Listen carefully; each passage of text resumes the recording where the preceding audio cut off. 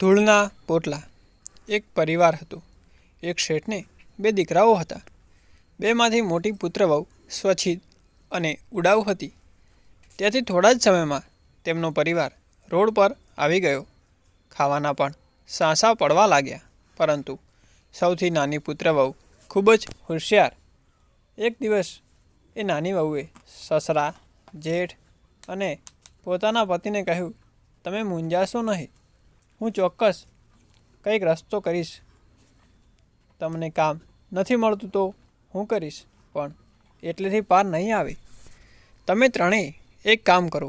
શહેરની દાણાપીઠમાં, સોની બજારમાં અને હીરા બજારમાંથી જાઓ અને ત્યાંથી ધૂળના પોટલા ભરી લાવો.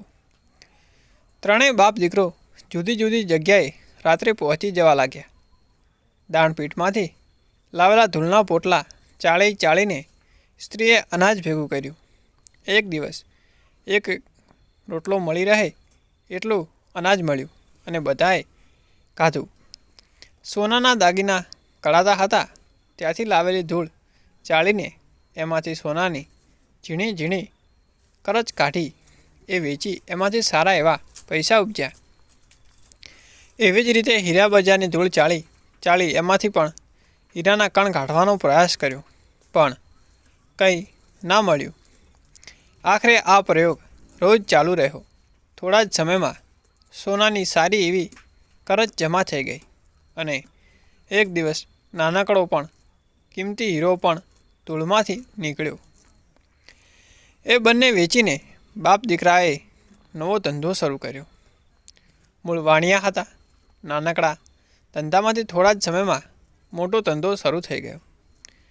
2 જ વર્ષમાં એ પરિવાર સેટલ થઈ ગયો. સારો એવો કમાતો અને શાંતિથી ખાતો હતો. આ પરિવાર બરબાદ થયો. સ્ત્રીઓમાં ચતુરાઈ નહોતી અને આબાદ પણ થયો હતો. એક સ્ત્રીની ચતુરાઈને કારણે આ લોકકથા પરથી આપણે ત્યાં કહેવત પડી છે કે ચતુર સ્ત્રી ધૂળમાંથી ધાન પેદા કરે છે, જ્યારે કુંવટ સ્ત્રી ધાનને ધૂળ કરીને ખાય છે. સાર એ છે કે સ્ત્રીની ચતુરાઈના કારણે ઘરમાં સુખના સરોવર છલકાઈ શકે છે, અને જો ચતુરાઈ ના હોય તો ઘરમાં દુઃખના દરિયા પણ છલકાઈ શકે છે.